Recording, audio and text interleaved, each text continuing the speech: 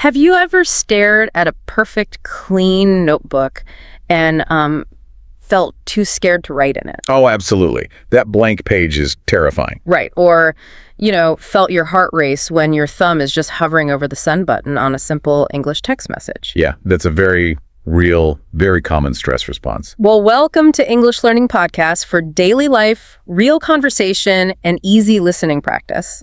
This is our special deep dive edition just for you. We're so glad you're here. If you're someone who feels hesitant about speaking, or you want to move past basic English and, you're ready to level up your communication without feeling like a scary textbook is chasing you, you are in the exact right place. Exactly. No scary textbooks today. And I'll make you a promise right now. Within the next 30 seconds, you're going to know what we're doing. Oh. Today, you will learn how to turn your raw willpower into fluent English. Removing you from overcoming self-doubt to speaking with total confidence. Yes, and to do this, there are exactly 5 important steps we will cover today. 5 steps to completely change how you learn.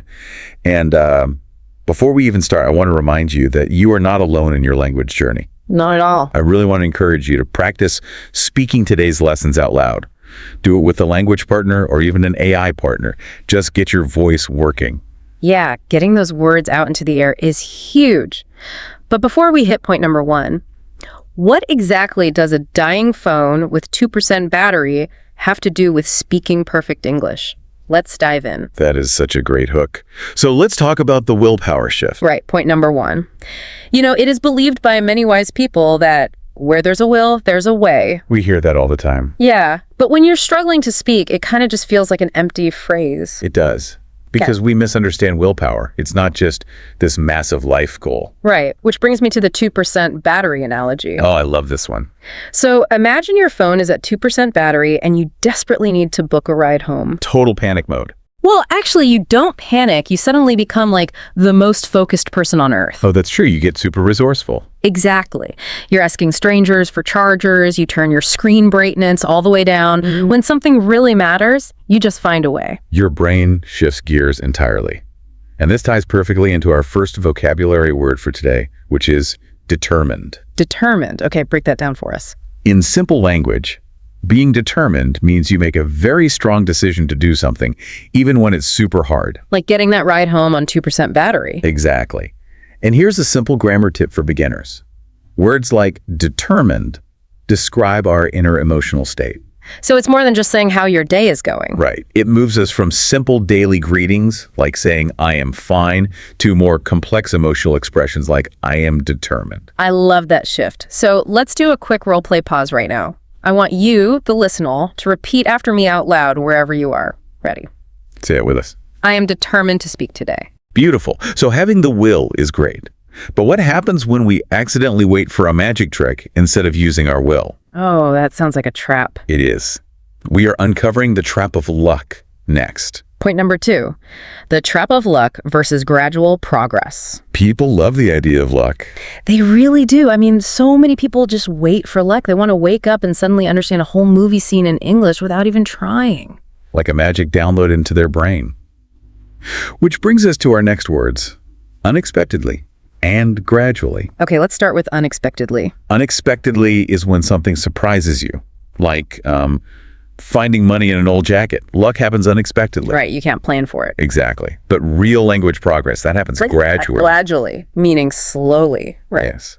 Slowly, little by little, step by step. And here's your simple grammar tip for these words. Words ending in ly, like unexpectedly and gradually, are our how words. Our how words. I like that. Yeah, they simply tell us how an action is happening. How are you learning? Gradually. So how do we use this to overcome hesitation? Because waiting for a lucky moment just makes people freeze up. The strategy is to embrace gradual steps. Don't try to read a whole novel. Just read 2 pages of a book or listen for 5 minutes. Just tiny, manageable chunks. Exactly. That removes the hesitation. Okay, so progress is gradual. But what do you do when the pressure of learning starts to feel like a punishment? The secret to staying motivated is coming up. Which brings us to point number 3, replacing pressure with support. Right. And for this, I want to use the analogy of the lamp versus the whip. The lamp and the whip. Okay, explain that. Willpower shouldn't feel like some angry fridge magnet yelling at you to work harder. Like a drill sergeant in your head. Exactly. Willpower shouldn't be a whip that forces you forward through fear. It should be a small lamp that just helps you see the next step. I absolutely love that visual. A lamp is reassuring, which is our next vocabulary word. Reassuring. What does reassuring mean in simple terms? It means making you feel safe, calm, and less worried. English shouldn't be a punishment. Your routine should be reassuring. Okay, so how do we take steps with that lamp? We do it deliberately. That's our next word. Deliberately. It just means doing something on purpose. So not by accident. Right. Yeah. You don't need a massive, scary plan. You just need to take one deliberate small step, like choosing to write one comment in English today. Just one comment. Speaking of which, if you are finding this deep dive helpful, please like, share, and subscribe right now so we can keep bringing you these insights. Yes, please do. And taking those deliberate steps is great. But suddenly, fear freezes your tongue right before you speak. Oh, that awful frozen feeling. How do we defeat this monster? Let's unpack that next. Point number 4, the narrative arc, from doubt to confidence. This is a big one. It really is. First, we have to normalize the fear. It is completely normal to feel like your thumb is under heavy government pressure when you're hovering over the send button on a text. It feels like life or death sometimes. It really does. We often reject ourselves before the world even has a chance to. We just delete the text and give up. And that introduces two important words, reluctant and hesitate. Okay, what's the difference? Reluctant means feeling uncomfortable or holding back from doing something. You don't want to do it. And hesitate. Hesitate is the actual physical pause you take before doing something because you are nervous. So hesitate is that moment your thumb stops moving. Exactly. And Dr. Stephen Kreischen talks about how this anxiety actually blocks learning.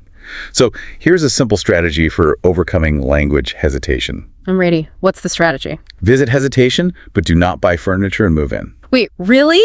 Don't buy furniture. Yes, accept the fear. It's okay to visit that neighborhood. Just take a deep breath and act gently while the fear is still there. Don't unpack your bags and stay in the fear. Visit hesitation, but do not buy furniture. That is brilliant. Let's do another role play pause for our listeners. Get ready to speak out loud. Take a deep breath and repeat out loud. It is okay to hesitate, but I will speak anyway. Let's hear it. Awesome. You've beaten hesitation. You are speaking out loud. But what happens if your original plan completely falls apart? Do you just quit? The final step might surprise you. Point number 5, persistence and finding another way. This brings up the big debate. Talent versus effort. Oh, talent. It's so shiny. It is. Some people just open an app and learn instantly. Right. But talent cannot carry you forever. Effort is what actually gets you there. Which brings us to the word persistent. Persistent. What does that mean for us? Being persistent means returning to practice even after falling down. It doesn't mean being perfect. It just means returning. I think people worry about returning because it feels embarrassing. Yes, which makes us feel vulnerable. That's our next word. Vulnerable means feeling emotionally exposed. Like everyone is looking at your mistakes. Exactly. When you make mistakes in English, you feel vulnerable. Right. But here's the secret. That just means you are being brave. You have to be brave to learn. But what if you're persistent and brave and it still isn't working? That's when you have to be optimistic. Optimistic, meaning hopeful, right? Yes, hopeful. If plan A, like a boring grammar book, fails, the goal isn't dead. You stay optimistic and you find another route. Like listening to a deep dive or finding an AI partner. Exactly. You just find another way. Well, we are almost at the end of our time today, and do not forget, I have a special bonus for you in just a moment. But before that, we've covered the 5 steps to mastering your English willpower. So what is the single most important question you should ask yourself today to start? The single most important question, what is it? Here's my final takeaway for you.